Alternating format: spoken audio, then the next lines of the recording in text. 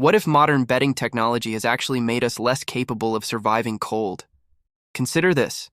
Your great-great-grandmother slept in rooms that dropped below freezing. No thermostat, no electric blanket, no heated mattress pad. She woke up warm every single morning. You sleep in climate-controlled comfort with memory foam mattresses and synthetic comforters. Yet when the power dies for 48 hours, you risk hypothermia in your own home. Something has been lost, not just forgotten, actively replaced by technology that works perfectly until it does not work at all. Modern bedding is designed for comfort, not survival. It assumes a heated room. It assumes the house will never drop below 60 degrees. It assumes electricity will always flow. Historical bedding assumed the opposite. It assumed the room would be freezing. It assumed no external heat source. It assumed the bed itself must keep you alive. This is why 246 people died during Winter Storm Uri, while their ancestors survived far worse conditions routinely. Modern beds are comfort systems. Historical beds were survival systems. The knowledge still exists. It has simply been buried under a century of central heating. Here are 10 bed insulation layouts that worked for thousands of years. Number 1. The enclosed box bed. Medieval Europeans did not sleep in open beds. They slept in wooden boxes with doors. The box bed, also called a cabinet bed or closet bed, was essentially a sleeping cupboard built into the wall or standing as furniture. You climbed inside, closed the wooden doors or heavy curtains, and your body heat warmed the small enclosed space.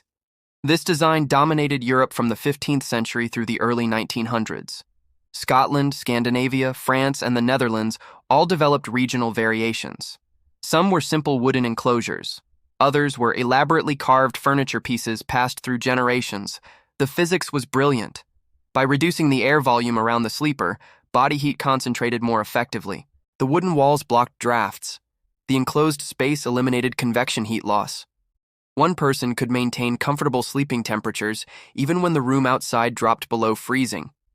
Modern adaptation is simple. Create an enclosed sleeping space using furniture, blankets hung from ceiling hooks, or even large cardboard boxes arranged as walls. The goal is reducing the air volume your body must heat. A tent inside your bedroom serves the same function. Your ancestors did not heat their bedrooms. They heated their beds. The box bed made this possible. Number 2. The 4-poster curtain system. The 4-poster bed was not a status symbol, it was a survival system. Heavy fabric curtains surrounding all 4 sides of the bed created an insulated microclimate. When drawn closed, these curtains trapped body heat while blocking cold drafts from the unheated room. The canopy on top prevented warm air from rising and escaping. This design originated around 4000 BC in the Middle East and spread throughout Europe by medieval times. The heavy fabrics used, often wool or multiple layers of linen, provided genuine insulation rather than mere decoration. The key was complete enclosure. Curtains had to reach the floor to prevent cold air infiltration from below. The canopy had to seal the top to prevent warm air escape. Any gap became a heat leak that reduced the system's effectiveness. Modern recreation requires hanging heavy blankets or curtains around your sleeping area. Attach fabric to ceiling hooks or use tension rods to create walls. Ensure coverage extends to the floor on all sides. Add a ceiling layer using another blanket draped over a frame. The wealthy did not invent 4-poster beds for luxury. They invented them because everyone needed heat containment systems. They simply decorated theirs more elaborately. Number 3. The straw mattress foundation. Modern mattresses are comfort devices that provide almost zero ground insulation. Historical mattresses served a completely different function. Straw-filled ticks created substantial insulation between the sleeper and cold floors or bed frames. The trapped air within loose straw provided R-value that prevented conductive heat loss downward. Ancient Egyptians, Romans, and medieval Europeans all used straw or hay mattresses as foundational insulation layers. Poorer families slept on straw piles directly. Wealthier families used straw as the bottom layer beneath feather or wool mattresses above. The principle was always the same. Ground contact drains body heat through conduction. Creating an air-filled barrier stops this heat loss. Straw accomplished this cheaply and effectively for thousands of years. Modern adaptation does not require actual straw. Any material that creates trapped air pockets works similarly. Cardboard layers replicate straw's insulating properties. Couch cushions, yoga mats, foam camping pads, or even crumpled newspapers stuffed into trash bags create functional ground insulation. Your memory foam mattress provides comfort at 70 degrees. Below 50 degrees, it becomes a cold slab that conducts heat away from your body. Historical cultures understood that the layer beneath you matters more than the layers above. Number 4. The heated stone and brick method. Before hot water bottles existed, people heated stones. Pioneer families and medieval households placed rocks or bricks near the fireplace during evening hours. Before bed, these heated stones were wrapped in cloth and placed under blankets at the foot of the bed or against the body. A properly heated stone retains warmth for hours. Placed in the bed before sleeping, it pre-warms the blanket cocoon. Positioned against feet or torso during sleep, it provides continuous radiant heat throughout the night. Some cultures developed this further. Chinese Kong beds featured brick platforms with channels underneath through which smoke and warm air from cooking fires would pass, heating the sleeping surface from below. Russian variations called paladi used similar principles. Poorer households who could not afford brass warming pans relied entirely on heated stones. The technique was universal because it worked universally. Modern application is straightforward. Heat-safe containers filled with hot water serve identically. Microwave-safe heating pads replicate the function. Even plastic bottles filled with hot water, wrapped in cloth to prevent burns, provide hours of supplemental bed warmth. Your ancestors preheated their beds nightly. This single habit prevented countless cold-related deaths. Number 5. The communal family bed. Individual beds are a modern luxury your ancestors could not afford, economically or thermally. Throughout most of human history, families slept together. Parents, children, grandparents, and sometimes servants or guests shared single large beds. This was not poverty or primitive living. This was deliberate thermal engineering. Each human body produces 80-100 watts of heat continuously. 4 family members in one bed produce 320-400 watts. In an enclosed sleeping space, this collective heat output maintains survivable temperatures regardless of room conditions. Medieval families built beds specifically sized for communal sleeping. Bed sharing continued among all social classes through the Victorian era. The concept of individual bedrooms emerged only when central heating made body heat sharing unnecessary. Housing in English cities during the 1600s-1700s was so overcrowded that people rented bed space by the night, sleeping alongside strangers. The thermal benefit made this tolerable even to those who could afford alternatives.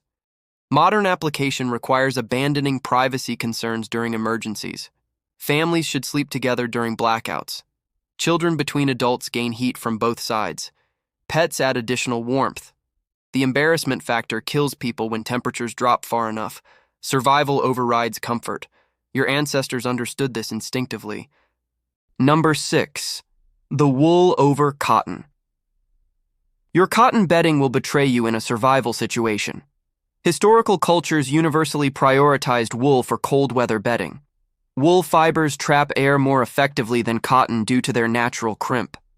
Wool maintains insulating properties even when damp because the fiber structure preserves air pockets despite moisture. Wool wicks moisture away from the body rather than absorbing it against skin.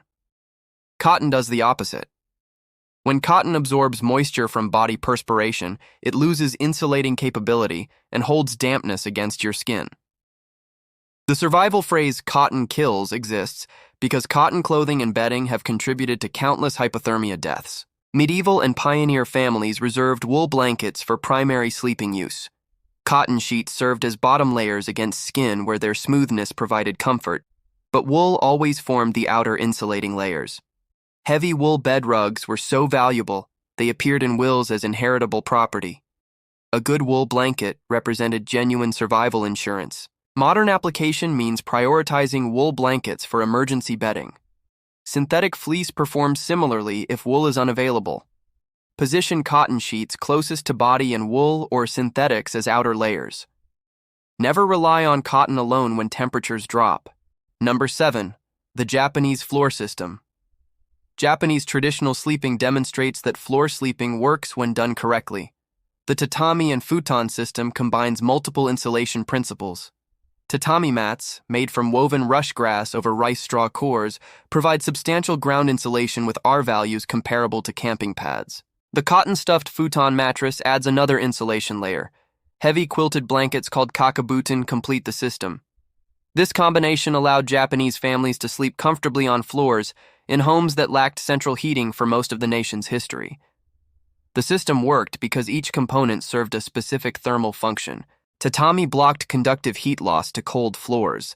The futon added cushioning and additional insulation. The kakabuton provided coverage with materials chosen for heat retention. The complete system created a self-contained thermal environment independent of room temperature. Modern adaptation means creating layered floor sleeping systems. Start with ground insulation, foam mats, cardboard layers, or area rugs. Add a cushioned sleeping surface above.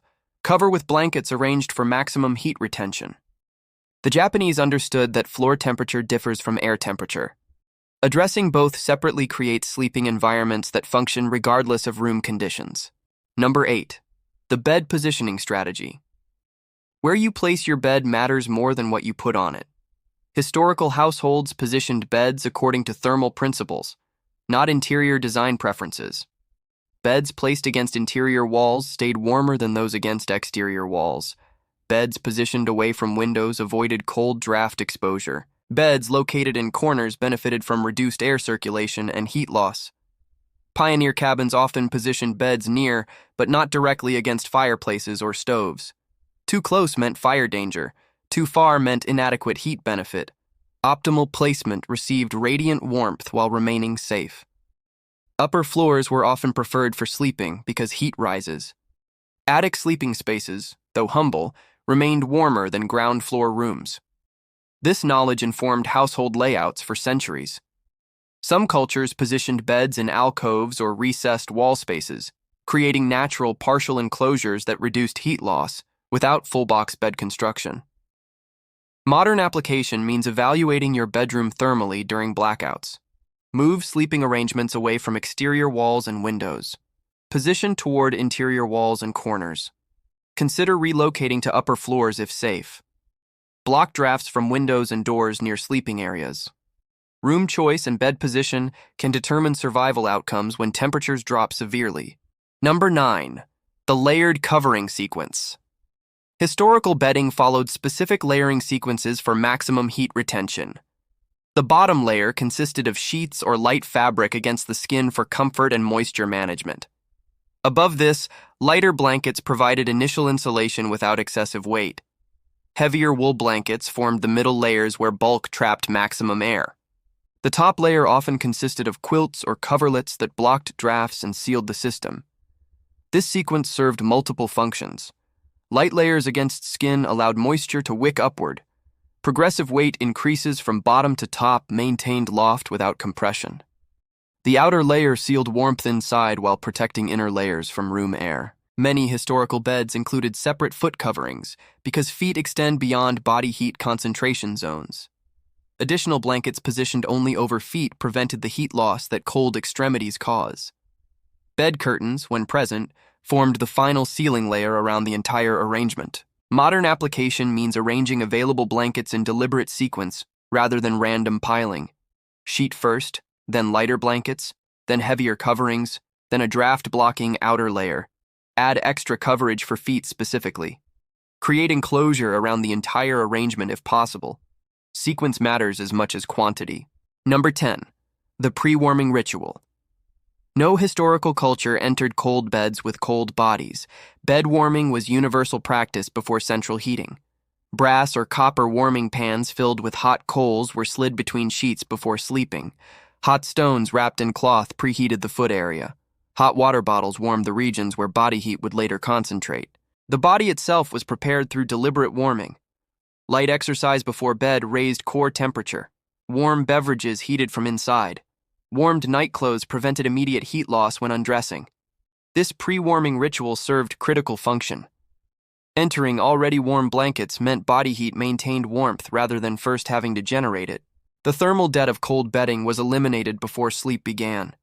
Victorian households considered bed warming essential daily practice, not occasional convenience. Servants in wealthy homes performed this duty nightly.